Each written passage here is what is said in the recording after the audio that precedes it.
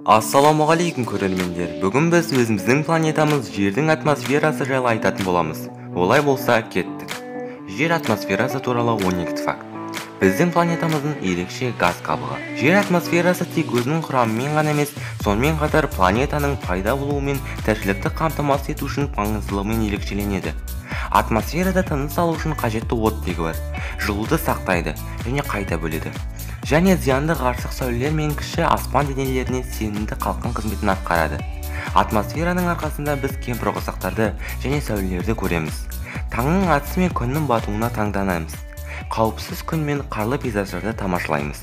Атмосфераның біздің планетамызға тигізетін әсері соншалықты көп қырлы және бәрін қамтиды.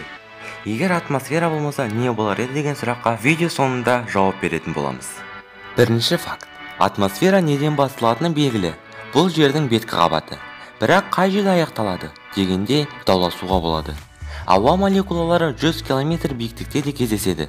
Алайда жалпы қабылданған көрсеткіш 100 км-ді құрайды. Бұл биіктікте ауа жұқа болғандықтан ауаның көтеру күшін қолданып ұшу мүмкін болмай қалады. Екінші факт. Атмосфера салмағының 5-4 бөлігі және оның құрамындағы су буының 90% тропосферада, атмосфераның тікелей жер бетінде орналасқан бөлігінде. Негізінде атмосфера шартты түрде 5 қабатқа бөлінеді. Үшінші факт. Авроралар бұл күн желінің бөлшектерінің 80 км-ден астам биіктікте термосферада орналасқан иондармен соғысуы. Төртінші факт. Спутниктер пайда болғанға дейін тұрақты радио байланыс тек радио толқындарының жер бетіне бірнеше метр биіктікте таралуын ғана қамтамасыз етілген. Бесінші факт. Аспан түсін өзгертпейді. Қатаң түрде оған мүлдем ие емес. Ауа мөлдір. Тек күн сәулесінің су бұрышы және атмосфераның компоненттері шашыраңқы жарық толқындығының ұзындығы өзгереді. Қызыл аспан бұл атмосферадағы бөлшектер мен су тамшыларының нәтижесі. Олар күн сәулелерін шашады. Ал жарықтың толқын ұзындығы неғұрлым қысқа болса, соғұрлым шашырау күшті еді. Қызыл жарық ең ұзын толқын ұзындығына ие. Сондықтан атмосфера арқылы өте доғал бұрышпен өтіп, ол басқаларға қарағанда аз шашырайды. Алтыншы факт. Атмосфераның құрамы өзгеруде.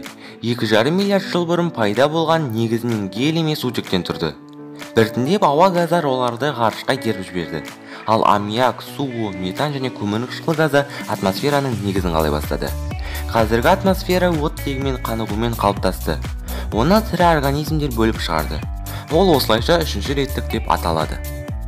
Жетінші факт. Биіктікке қарай ауадағы оттегінің концентрациясы өзгереді. 5 км биіктікте оның ауадағы үлесі 1,5 есеге, 10 км биіктікте планета бетіндегі қалыптыдан 4 есеге азаяды. Сегізінші факт. Бактериялар атмосферада 15 км биіктікте кездеседі. Мұндай биіктікте қоректену үшін оларды атмосфералық ауаның құрамында органикалық заттар жеткілікті. Тоғызыншы факт. Ауа райын болжау үшін реактивті лайнерлердің дауыстарын қолдануға болады. Егер ұшақ артында қалың анықталған ақ жолақты қалдырса, онда жаңбыр жауы мүмкін. Егер қарама-қайшылық мөлдір және түсініксіз түс болса, ол құрғақ болады. Мұның бәрі атмосферадағы су буының мөлшері туралы. Қозғалтқыштың шығатын бөлігімен араласып, ағыс жасайды. Егер су буы көп болса, қарама-қайшылық тығыз және жауын-шашынның су ықтималдылығы жоғары болады.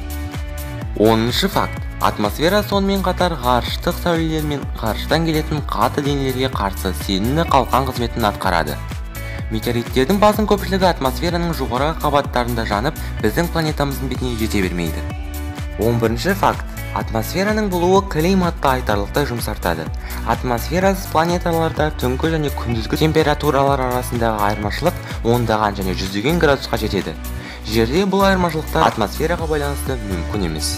12-ші факт. Атмосферадағы озон тесігі деген мүлдем сауатсыз сөз 1985 жылы пайда болды. Британдық ғалымдардың атмосфераның озон қабатынан тесік тапты. Озон қабаты бізді қатаң ультрафиолет сәулелерден қорғайды. Сондықтан қоғам бірден дабыл қақты. Тесіктің пайда болуы бірден адам әрекетінен түсіндірілді. Тесік Антарктиданың үстінде. Жыл сайын 5 ай бойы пайда болады. Содан кейін жоғалады деген хабарлама еленбеді. Озон тесігіне қарсы күрестің бірден бір көрінетін нәтижесі тоңазытқыштарда, кондиционерлерде және аэрозольдерде фреондарды пайдалануға тыйым салу және озон тесігінің мөлшерінің шамалы төмендеуі. Ал енді, егер атмосфера болмаса не болар еді деген сұраққа жауап берейік. Жай бұл жағдайда ештеме болмас еді. Мүлдем ештеме. Лайк басып, комментарий жазып, каналға тіркелуді ұмытпаңыздар. сау сәлемәттә болыңыздар.